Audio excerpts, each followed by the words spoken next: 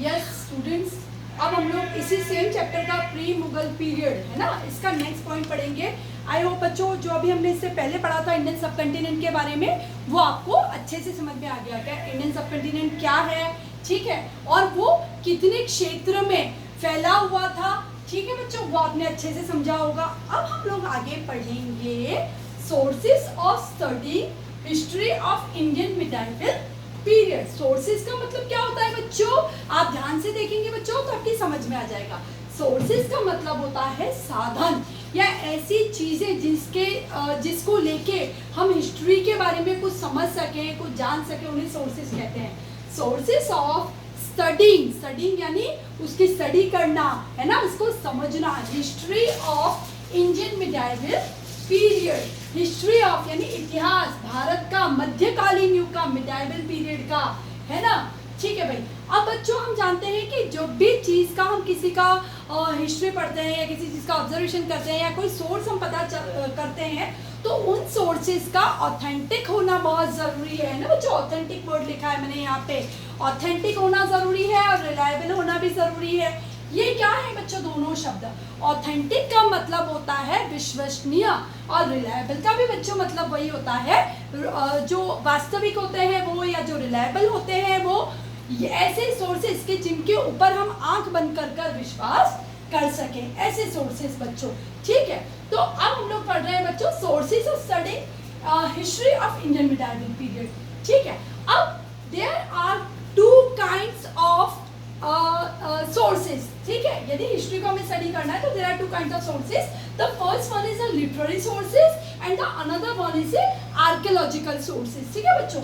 Literary sources से मतलब होता है किसी भी प्रकार के बच्चों लिखे गए, ठीक है, लिखे गए दस्तावेज या लिखे गए कोई भी शिलालेख, जो भी रिटर्न जो भी मटेरियल होता है, या चाहे वो ऑन पेपर हो, चाहे वो किसी प्लेट पे हो, चाहे वो किसी चट्टान पे हो, चाहे किसी रॉक पे, स्टोन पे, कहीं पे भी कुछ चीज कार्विंग की गई हो या लिखा गया हो, वो सारे लिटरेरी सोर्सेज में आते हैं। जिनको पढ़ के हमें कुछ जानकारी मिलती हो वो सारे लिटरेरी सोर्सेज में आते हैं। आर्कियोलॉजिकल सोर्सेज क्या होते हैं बच्चों, ऐसे सोर्सेज होते हैं जिनको हम देख सकते हैं, छू सकते हैं, है ना, या जिनको समझ के हम कुछ और डिसाइड कर सकते हैं हिस्ट्री के बारे में।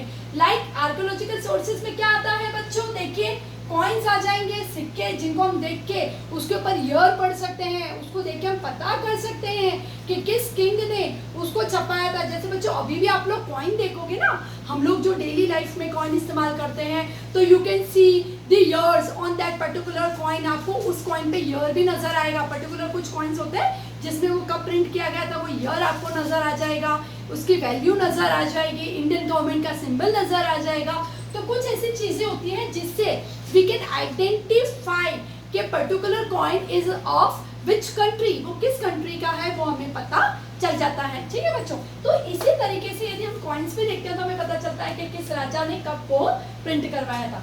मॉन्यूमेंट्स का मतलब होता है बच्चों पुरानी बिल्डिंग्स जो भी होती हैं, ठीक है, वो कुछ भी हो सकती है। जैसे देखिए बच्चों आगरा का ताजमहल है तो हमें पता है कि वो शाहजहां ने बनवाया था, कब बनवाया था, किसकी याद में बनवाया था, किस मटेरियल से वो बना हुआ है, ठीक है बच्चों, और उस किस पैटर्न से बना है ना बच्चों, कि वो मुस्लिम जो आर्कियोलॉजी मुस्लिम आर्किटेक्ट उसमें देखने को मिलता है तो उस पैटर्न से बना हुआ है क्या।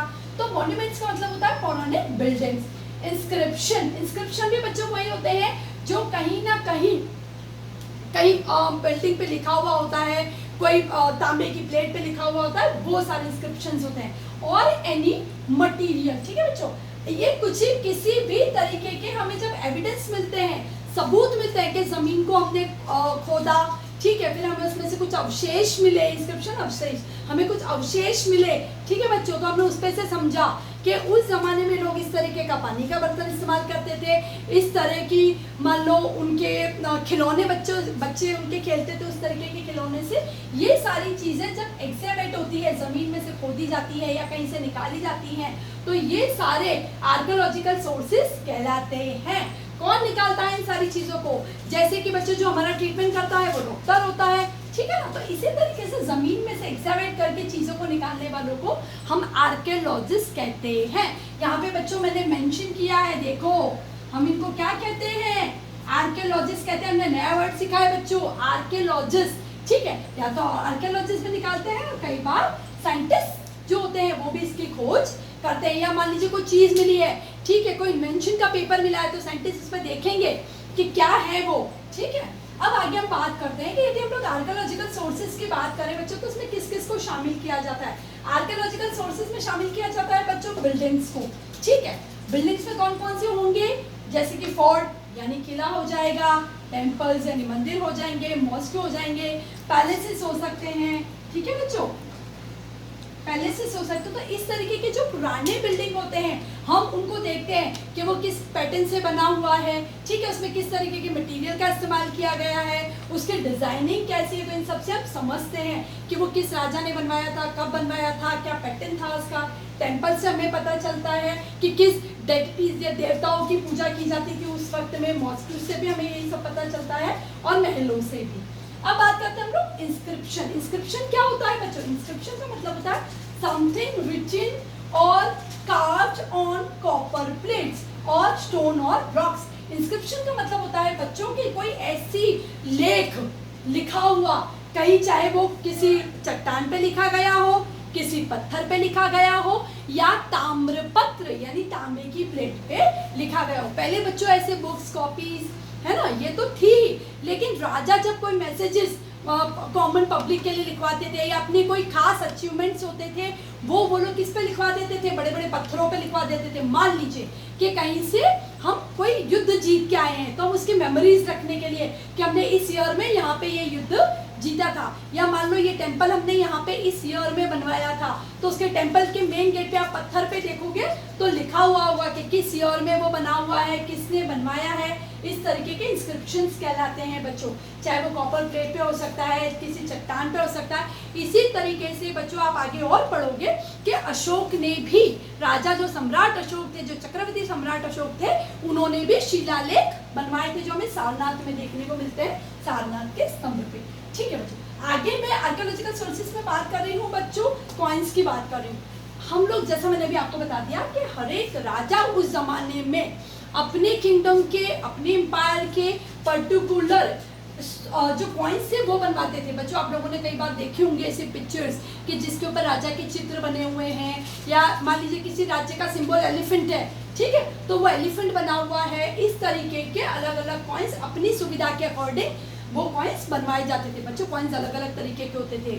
आप विश्वास ही करेंगे कि मिट्टी के कॉइन्स होते थे, तांबे के कॉइन्स होते थे, silver coins, even leather coins भी होते थे। लेदर जो चमड़ा होता है ना बच्चों, उसके भी कॉइन होते थे। तो इस तरीके से अलग अलग कॉइन्स जो थे, अलग अलग रूलर्स जो थे वो अलग अलग कॉइन्स भी बनवाते थे। तो इन टोटालिटी बच्चों हमने क्या पढ़ा, sources of studying history of Indian medieval period, ठीक है। ऑथेंटिक और रिलायबल सोर्सेज दो तरीके के होते हैं, एक तो लिटरेरी होते हैं यानी कुछ रिटर्न होता है, कॉपी, किताबें, ठीक है, ये सब लिटरेरी सोर्सेज होते हैं, और एक होते हैं आर्कियोलॉजिकल सोर्सेज, ठीक है बच्चों। आर्कियोलॉजिकल सोर्सेज में मैंने आपको बताया कॉइन्स होते हैं, मॉन्यूमेंट्स होते हैं, इंस्क्रिप्शंस होते हैं, एनी मटेरियल और एविडेंस एक्सहिबिटेड बाय द आर्कियोलॉजिस्ट और साइंटिस्ट। इन सारी चीजों की जो खोज करते हैं वो बच्चों आर्कियोलॉजिस्ट कहलाते हैं। देख लीजिए बच्चों, आज हमने जो पढ़ा है दो तरह के सोर्सेज के बारे में, आप लोग इसको देख सकते हैं, नोट डाउन कर सकते हैं, और आई होप आप इसको बिल्कुल ध्यान से पढ़ेंगे। ओके बच्चों, थैंक यू।